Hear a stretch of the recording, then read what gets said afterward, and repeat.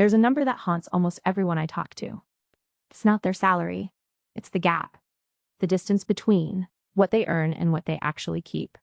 Most people can tell you their income down to the cent. Almost nobody can tell you their savings rate.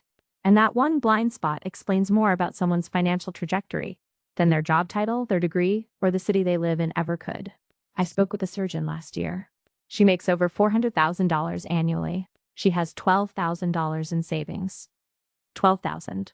Meanwhile, a public school teacher in Ohio retired at 58 with a $3 million portfolio. Same country, same economy, same access to banks and brokerages, completely different outcomes. The difference wasn't talent or luck or inheritance. It was plumbing. The financial plumbing underneath their lives. The surgeon had none. Money flowed in and flowed right back out, through 100 unchecked drains. The teacher built pipes that routed every dollar to a specific destination before she could touch it. That's what this video is about. Not budgeting advice. Not tips on cutting your latte habit. Plumbing. The actual infrastructure the top 1% build underneath their income that turns ordinary paychecks into generational wealth. And I'm going to show you how to build yours from scratch. Let's start with the part nobody wants to hear. You are not going to earn your way to wealth. I know that stings. We've been told our whole lives that the path forward is making more money, get the promotion, land the raise, start the side hustle. And yes, income matters.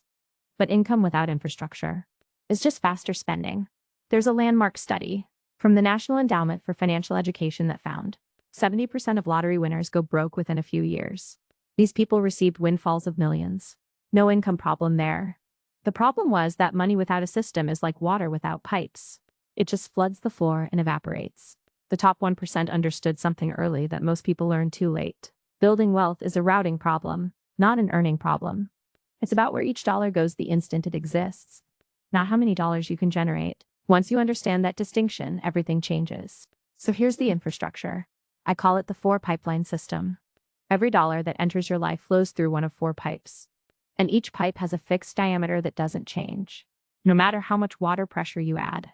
Pipeline 1 carries 15% of every dollar straight to ownership. Pipeline 2 carries 50% to obligations. Pipeline 3 carries 20% to living. Pipeline 4 carries 15% to protection. These aren't suggestions. They're constraints. Hard limits that don't flex when you get a raise. Don't flex when the holidays arrive. Don't flex when your friend invites you on a trip you can't technically afford. The pipes stay the same size. Always. That rigidity is the entire point. Flexibility is what got you into trouble in the first place.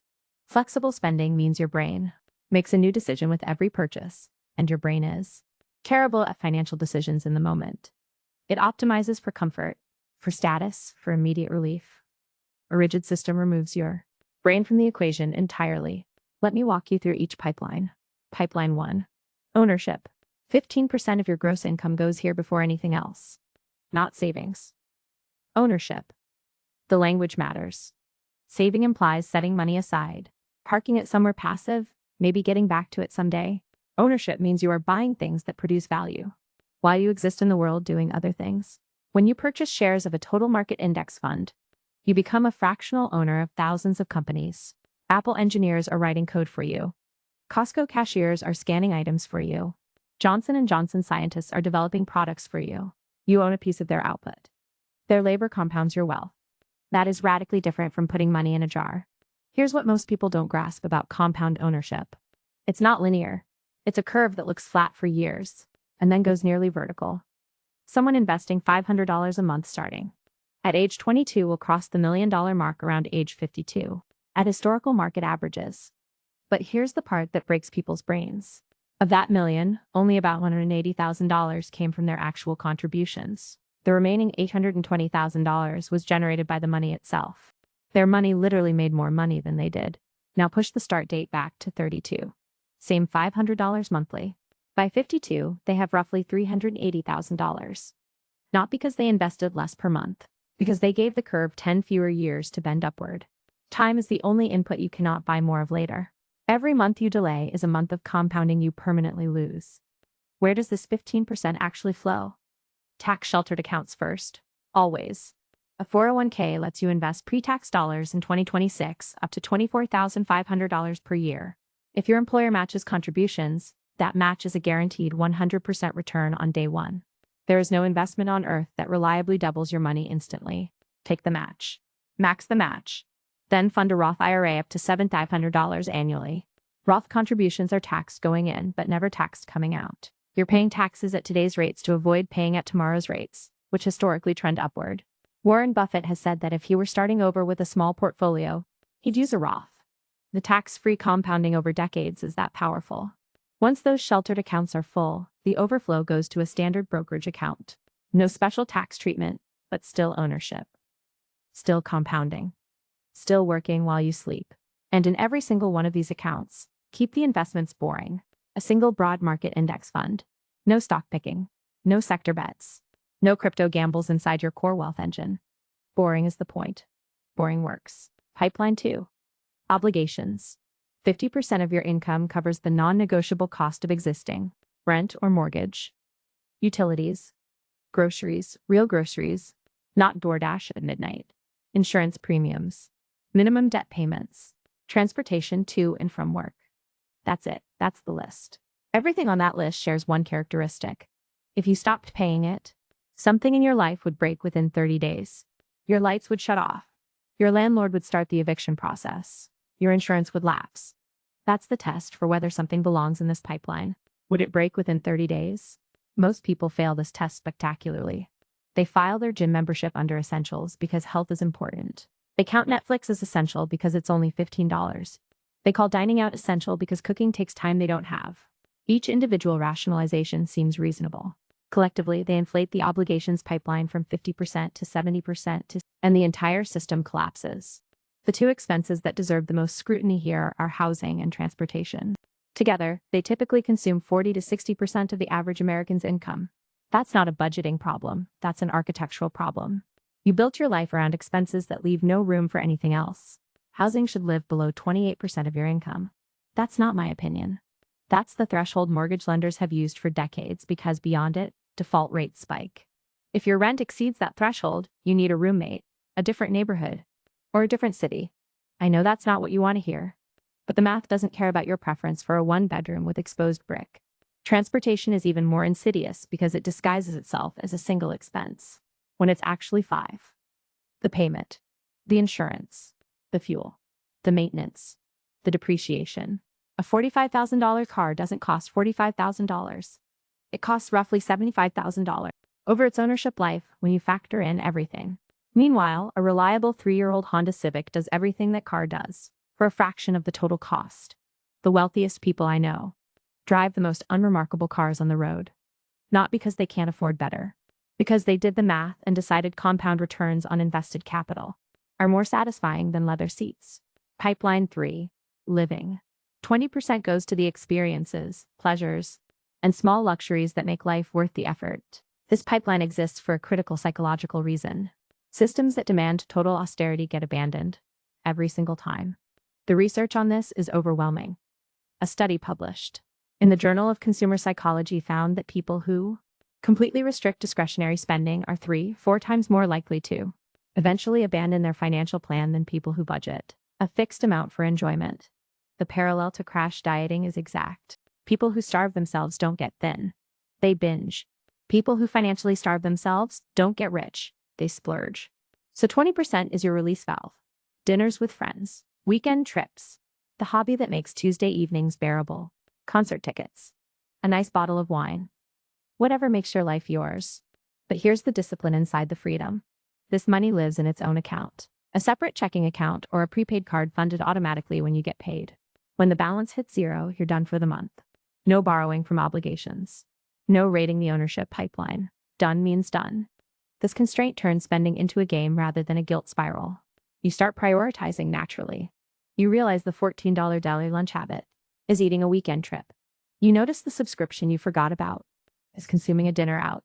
The fixed container forces you to choose what actually matters, and you get surprisingly good at choosing. Spend this money on things that improve your actual lived experience. Research from Cornell University found that experiential purchases produce longer-lasting happiness than material ones. A vacation with friends is still generating positive memories.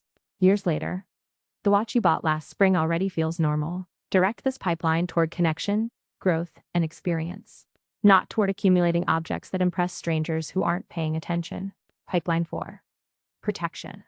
15% flows to the buffer that keeps the entire system from shattering when life goes sideways. And life always goes sideways eventually. This isn't pessimism. It's engineering. Every well-designed system has redundancy built in. Bridges have safety factors. Airplanes have backup hydraulics. Your finances need a shock absorber for the same reason. The target is 5 months of pipeline to expenses, not total spending, just obligations. The true essentials. If your obligations run $2,500 monthly, you're building toward $12,500. If they run $4,000, you're building toward $20,000. This money sits in a high-yield savings account earning 4 to 5% in today's rate environment. Not in the market, not in crypto, not in your friend's startup. Somewhere boring, liquid, and completely risk-free. Because the moment you need this money, you need it immediately. And you need all of it. You cannot afford to check the account and find out the market dropped 25% the same week you lost your job. That's not a protection fund. That's a second source of stress. Once the protection fund is fully built, that 15% redirects into pipeline 1. Your ownership allocation jumps from 15% to 30%. Your wealth building accelerates dramatically. But until the buffer exists, it takes absolute priority.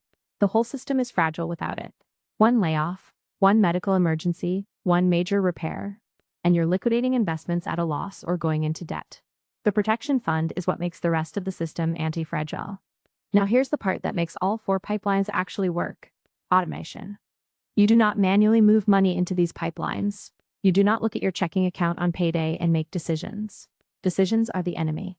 Every decision point is an opportunity for your brain to rationalize, delay, or redirect funds towards something it wants right now. On the day you set this up, you schedule automatic transfers that fire the moment your direct deposit lands. 15% to your brokerage and retirement accounts, 15% to your high-yield savings, 20% to your lifestyle spending account. What remains in checking is your 50% for obligations. You set it once. You review it quarterly. Otherwise, you don't touch it. The entire system runs on autopilot, while you focus on the one variable that actually accelerates everything, your income. Because here's the truth about the 4 pipeline system. It works at $40,000 a year. It works at $400,000 a year. The percentages are universal, but the absolute dollars change everything. 15% $40,000 is $6,000 annually going to ownership. 15% of $120,000 is $18,000.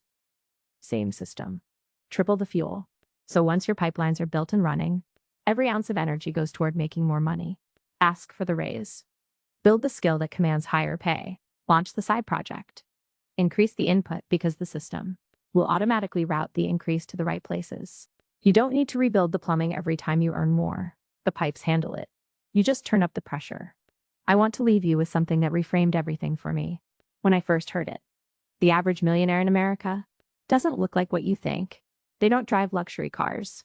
They don't wear designer clothes. They don't live in the flashiest house on the block. Research from Thomas Stanley, who spent 20 years studying millionaires, found that the typical millionaire lives well below their means, invests consistently, and couldn't care less about projecting wealth to other people. They optimized for net worth, not appearance. They chose freedom over status. Every single time. That choice didn't require extraordinary income. It required ordinary income flowing through extraordinary plumbing. You can build that plumbing today. Open the accounts. Set the transfers. Fix the percentages.